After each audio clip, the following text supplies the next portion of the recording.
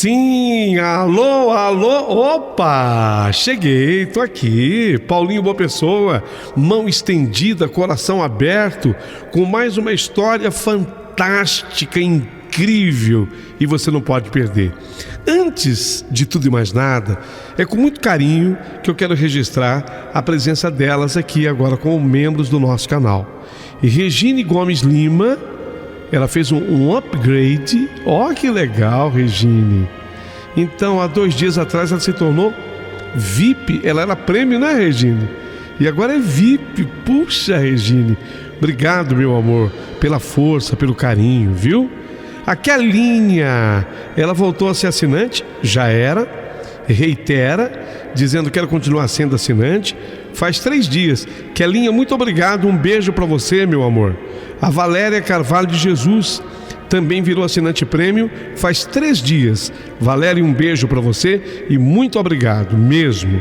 Ivone Vierne virou assinante há meia dúzia de dias atrás. Obrigado aí pelo carinho e pelo amor de vocês todos. Olha, o convite é especial. Abaixo do nosso vídeo você tem todas as informações de como você faz para ser membro desse canal. Ajuda muito. Na verdade, eu sempre repito que você já ajuda demais quando você vem para ouvir uma história nossa. Isso já é uma ajuda espetacular. Quando você se inscreve, está ajudando mais. E quando você dá o teu joinha, ajuda mais ainda. Agora, quando você se torna membro do canal, nossa, aí é aquele plus que o canal precisa, sabe? Para prosperar, progredir, se manter.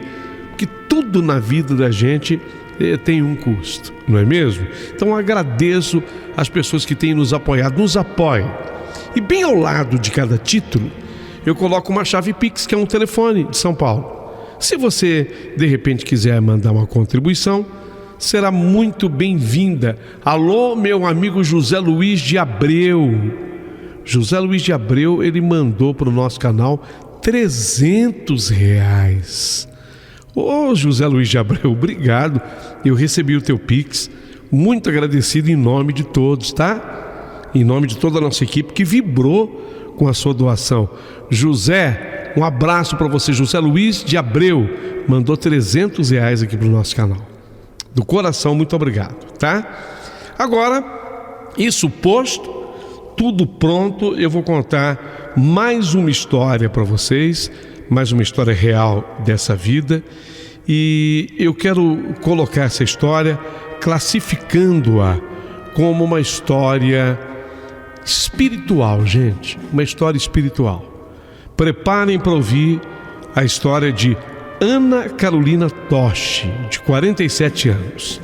Ouça com muita atenção.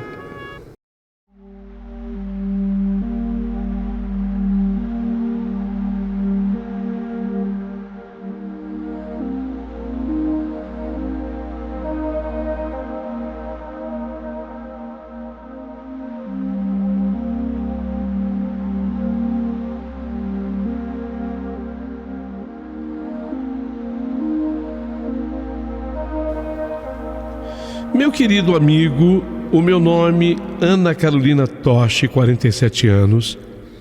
Eu nunca tinha ouvido falar em experiência de quase morte, a tal da EQM. E foi aí que eu vivi uma situação extracorpórea. Isto se deu em 2006, durante o parto da minha filhinha caçula. Só que vou adiantar para você que está ouvindo. Ao invés de medo, ao invés de insegurança, eu quero relatar que eu senti, na verdade, bateu em mim um sentimento indescritível. E eu tive a sensação, a certeza, de que mesmo sem saber como, não era chegada ainda a minha hora. Por isso, eu acho que o título correto da minha história era exatamente esse. Não havia chegado ainda a minha hora. Eu quero contar que aquele dia representou um divisor de águas na minha vida. E quem sabe, eu contando a respeito desse dia, onde ficou claro que não era chegada a minha hora, eu possa ajudar a muita gente. Tudo se deu naquele Dia Internacional da Mulher, 8 de março. Era 8 de março de 2006.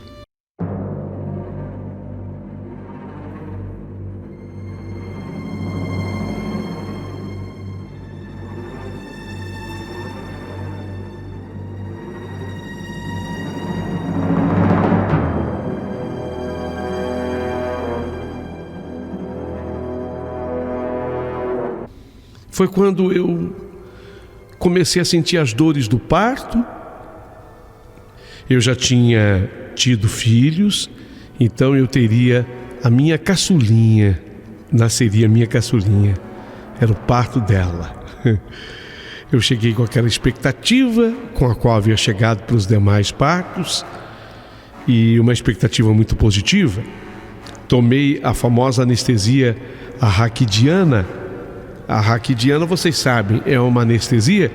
Ela paralisa a pessoa assim, da cintura para baixo, para que a mulher não perceba as dores de uma cesárea.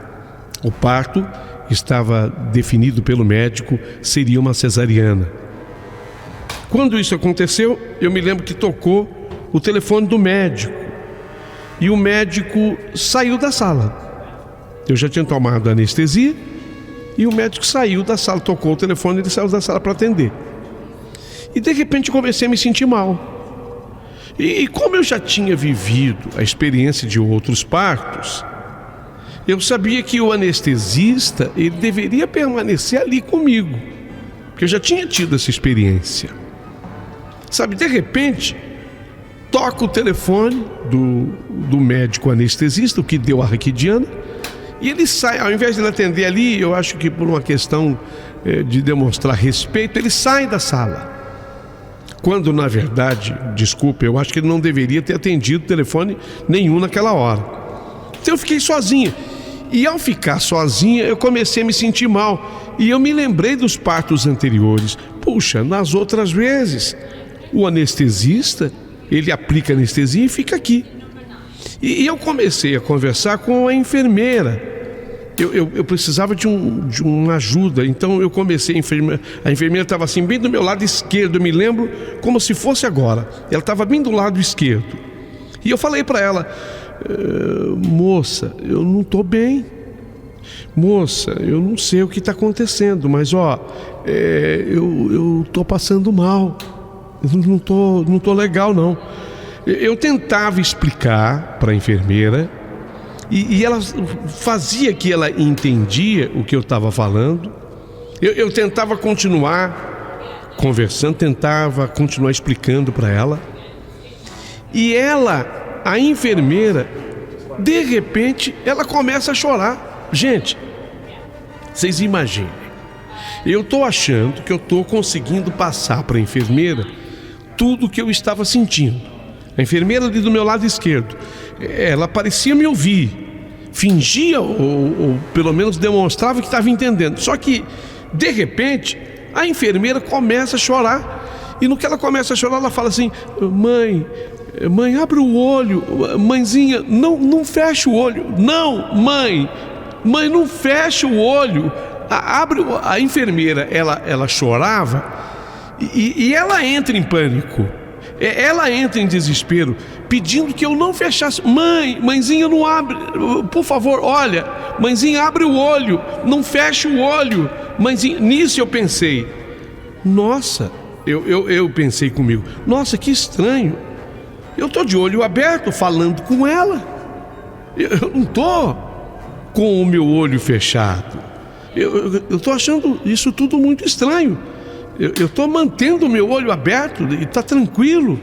Eu estou conversando com ela e eu escutava ela chorando e pedindo, por favor, mãezinha, não feche os olhos, não fecha, mantenha o olho aberto. E eu me senti assim um pouco mais para trás. De repente, eu senti como se o meu corpo tivesse se distanciado.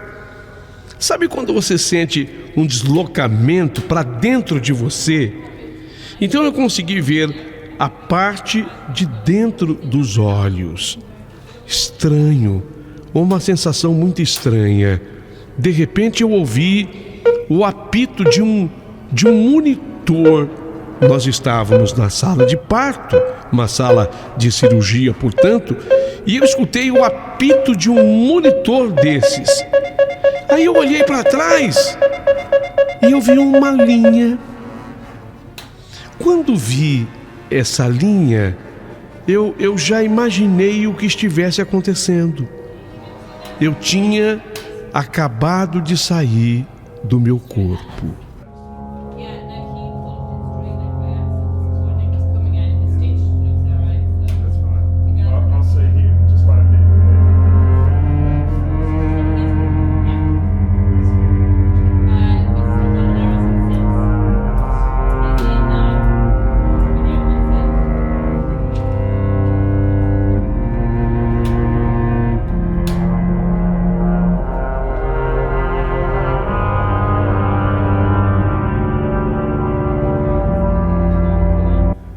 Sim, a minha alma, meu espírito, havia acabado de sair do meu corpo e eu fiquei em paralelo, de pé, ao lado do monitor que havia apitado ali dentro da sala, e comecei a assistir tudo o que estava acontecendo dentro da sala. Obviamente que nesse instante, nesse momento, você não imagina quanto tempo se passa. Você não tem uma exata noção do tempo que é passado. Mas eu sei que, para mim, não demorou. Foi uma coisa rápida. Em seguida, eu já me vi em um outro lugar deitada numa cama.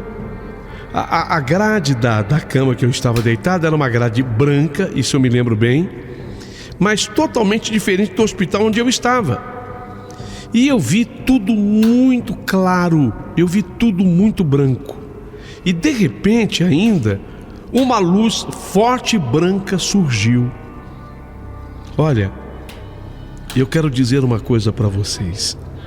Essa foi a parte mais emocionante de estar lá. Eu me senti bem. Eu me senti muito bem, mas tão bem que eu não tinha vontade de sair dali. Porque é uma sensação que eu quero descrever para você que está acompanhando, você que está ouvindo. É uma sensação, mas tão maravilhosa, que no corpo da gente, na vida, a gente não consegue ter. É uma sensação indescritível, é algo que traz uma satisfação, uma alegria, um prazer. Algo que eu não consigo, por mais que eu procurasse uma palavra para definir, eu não conseguiria. Uma coisa indescritível mesmo. A gente se desliga do corpo porque a gente não tem mais o sentimento. Mas isso eu só fui realmente entender depois. A pessoa que me explicou disse, é exatamente isso. A gente se desliga do corpo porque a gente não tem mais o sentimento. Isso só fui entender depois e quem sabe depois eu consigo explicar. No fundo, várias pessoas estavam comigo e todas vestidas de branco. Eu não sei dizer quantas, mas eu não vou exagerar não. Olha, umas 30 pessoas. Assim, era muita gente, umas 30 pessoas. Como era muita luz branca, eu só via as cabecinhas das pessoas. Elas pareciam estar todas reunidas, não estavam de frente para mim, não olhavam para mim, mas estavam numa sintonia, aquelas 30 pessoas. Elas conversavam, talvez fosse sobre mim, a minha pessoa, mas não estavam de frente para mim. Eu pensei assim comigo, quer saber, se elas não estão olhando para mim, estão assim reunidas, talvez eu seja uma intrusa aqui. Eu estou achando que está acontecendo exatamente isso. Não era para eu estar aqui. Eu sabia, ninguém veio daquelas 30 pessoas, ninguém saiu de lá e veio conversar comigo. Porque a gente escuta histórias de que quando morre, alguém vem buscar você, que você encontra com uma pessoa, quem sabe até um ente querido já falecido. Eu já tinha escutado coisas assim. De repente tem pessoas que se encontram com uma luz ou com o próprio Jesus Cristo. Cada religião, no fundo, procura explicar de um jeito. Cada uma diz uma coisa. E lá, naquele instante, eu me sentia em paz, muita paz. A sensação era de bem-estar e de paz. Mas o pensamento que veio na minha cabeça era de que, puxa, não é agora. Não é chegada a minha hora. Porque essas 30 pessoas reunidas, elas não estão conversando comigo. Elas não me estão dando abertura para uma conversa. Então é como se me isolassem. E se estão me isolando é porque não é chegada a minha hora. Ainda eu ouvi o som da bebê chorando. Eu percebi, escutei o som da nenê chorando. De repente, eu senti uma puxada assim, foi pelas minhas costas. Sabe, uma puxada forte, como se algo te sugasse. Imagine que houvesse assim um aspirador imenso. Foi exatamente isso. E a pessoa volta esse aspirador imenso contra você. Então ele me pegou pelas costas. Aquele aspirador me pegou pelas costas e ele me suga. Eu senti uma puxada muito forte. E de repente é como se eu caísse assim num túnel.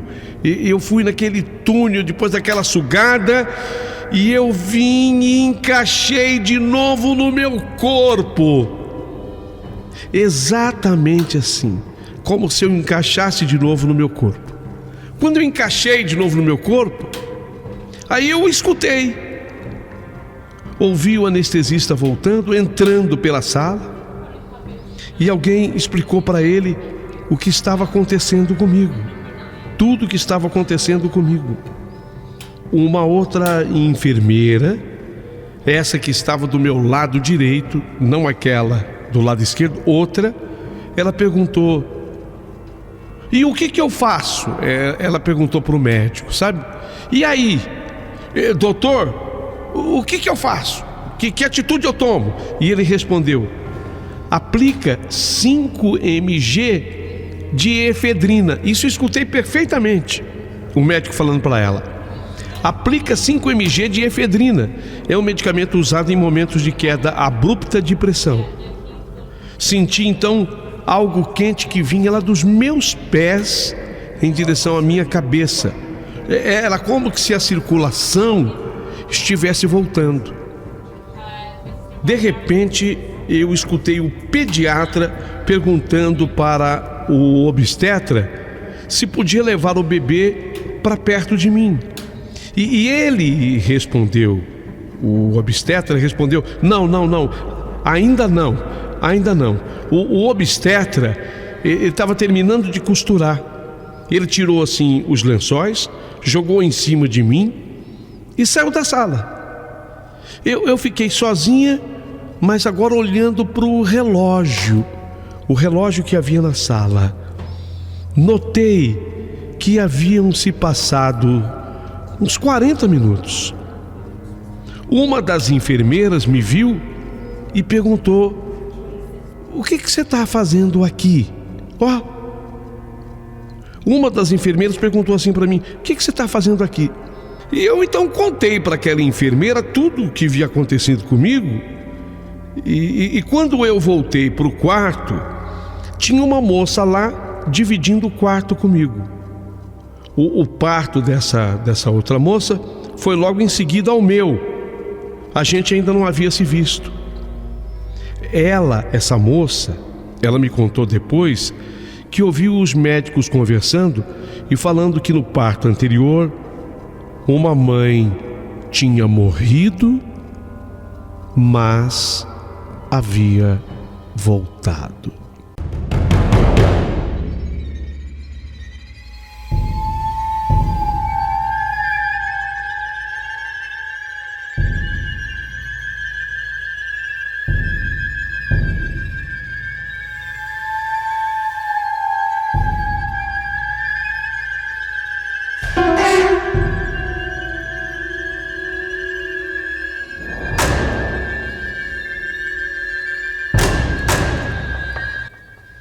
Portanto, essa mãe que tinha morrido e voltado era justamente eu.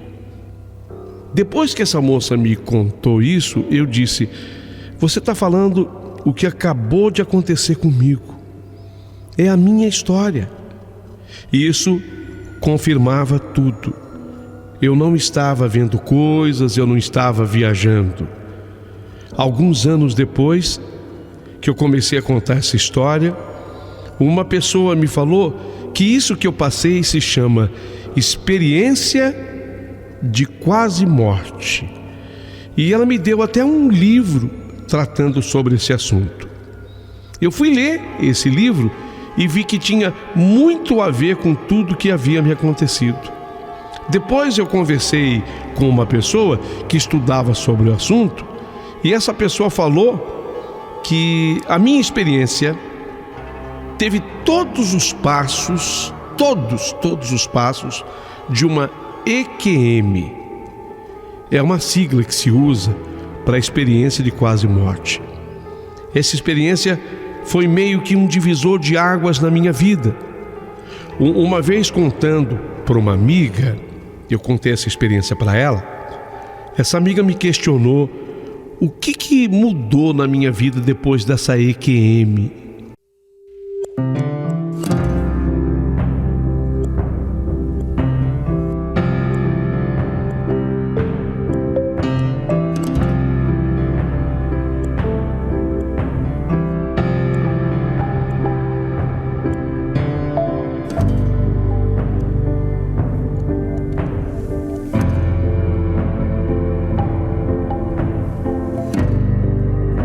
E aí, o que mudou para você depois disso? E eu digo, gente, quero dizer do fundo do coração, sou uma outra pessoa. Depois disso eu sou uma outra pessoa. Me tornei uma pessoa mais sensível em percepções, procurei ser mais empática, procurei desenvolver mais empatia com as pessoas. Acho que essa empatia se tornou até muito natural para mim. Já escutei algumas pessoas falarem que quando estão perto de mim, elas sentem uma paz. Nossa, quando estou perto de você, eu sinto uma paz. E isso tem sido comum. Eu ouço muito as pessoas falarem disso. Hoje, eu sou professora, mas eu penso em quando me aposentar, daqui uns anos ainda, eu quero me especializar em alguma coisa terapêutica e nessa área que possa trazer um pouco de espiritualidade para as pessoas. Eu quero fazer uma terapia com as pessoas, mas somada ao espiritismo ou à espiritualidade, é melhor ainda. Porque quando a gente fala espiritismo, talvez esteja definindo uma religião. Então, eu quero fazer uma terapia voltada à espiritualidade, depois de tudo que eu vivi. Porque isso passou a ser latente para mim. Nós temos uma alma, nós temos um espírito, de verdade eu afirmo. Sobre um estudo, embora a interpretação desses relatos e a própria existência de EQMs sejam subjetivas, nos últimos anos, pesquisadores têm se debruçado em entender o que se passa na mente humana em situação de risco iminente de morte. Em 2023, um estudo conduzido pelo neurocientista Dimo Borgigin, na Universidade de Michigan, ele indicou que em um grupo de pessoas que sobreviveram a uma parada cardíaca, pelo menos 20 a 25% relataram ter visto uma luz. Isso pode indicar que certas áreas do cérebro responsáveis pela percepção sensorial estavam ainda ativadas. Em outra observação, 4 pacientes em coma tiveram o ventilador mecânico desligado em decorrência de diferentes doenças.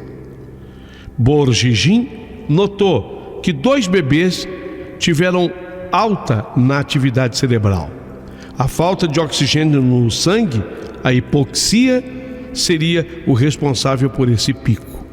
Tudo isso, desse estudo, é uma explicação científica para isso.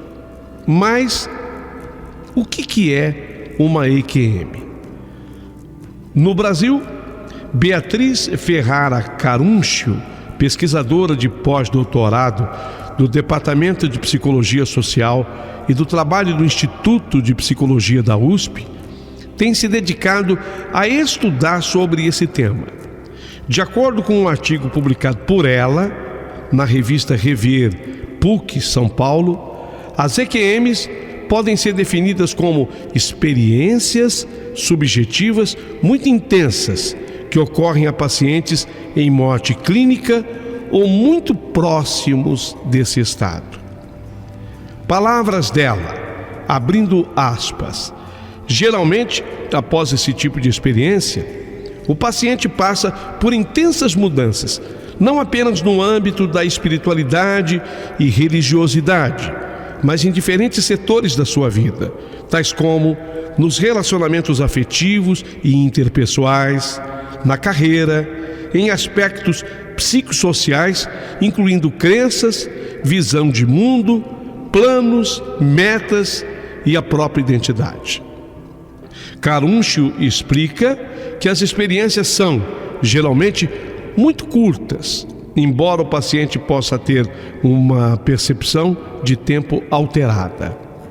1 minuto de morte clínica, quando a reanimação ainda é possível, ou 5 minutos desacordado, podem parecer várias horas para alguém nessa situação. Características de uma EQM.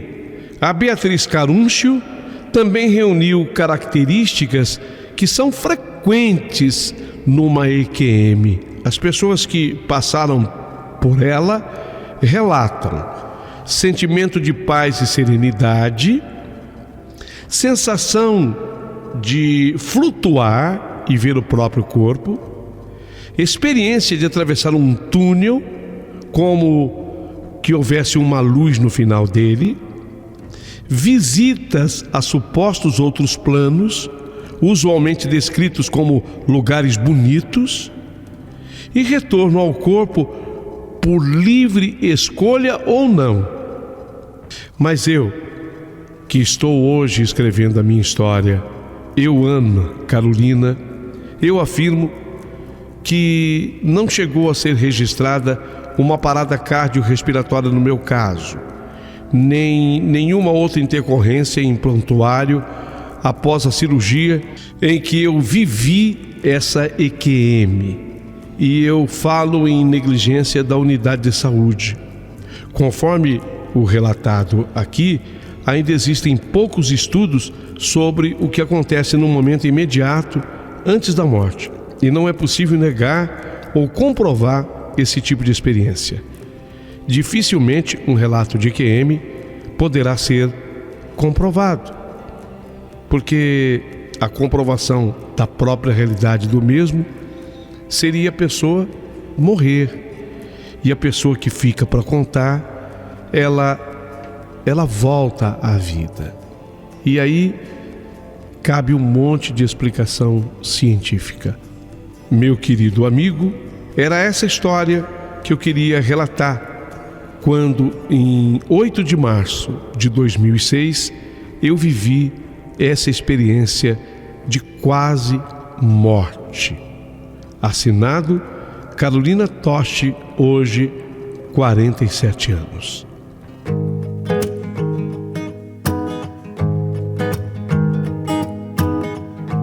There goes the devil telling me to lie again. Puts his arm around me, says it's alright to pretend that you can get more than you give.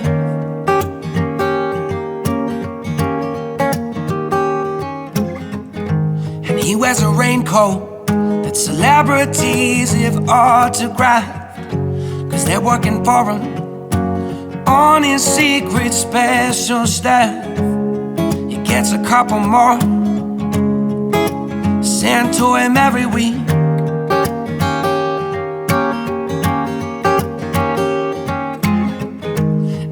God, I hate to say I'm sorry, but I just wanted you to love me, even though I still love money.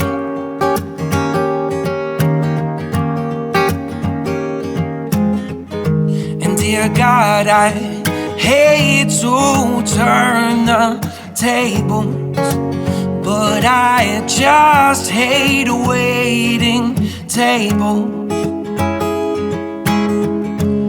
In my mid-20s, I need more money.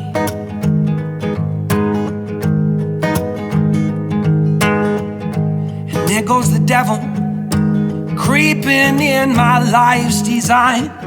Said, where does it get you? Being such a damn nice guy. I've been trying to reach you ever since you bought that suit and tie. You look nice. Dear God, I hate to say I'm sorry, but I just wanted you to love me, even though I still love money.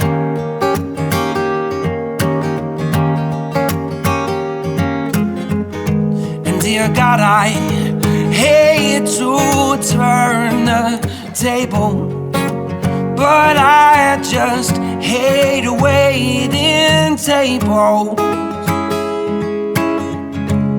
In my mid-20s, I need more money.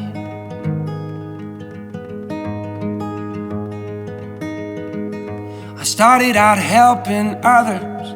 We started out sisters, brothers. All of my time was taken, all of my taxes paid in.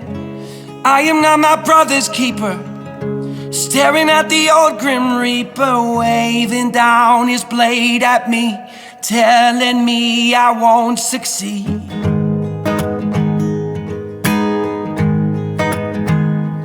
Oh no. Oh no.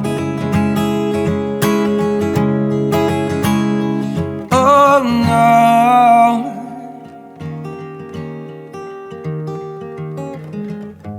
Dear God, I hate to say I'm sorry, but I just wanted you to love me, even though I still love my money.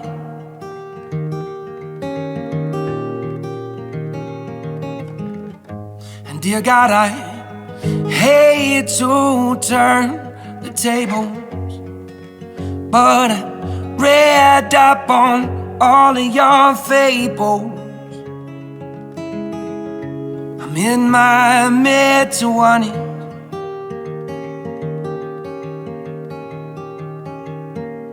I need more money.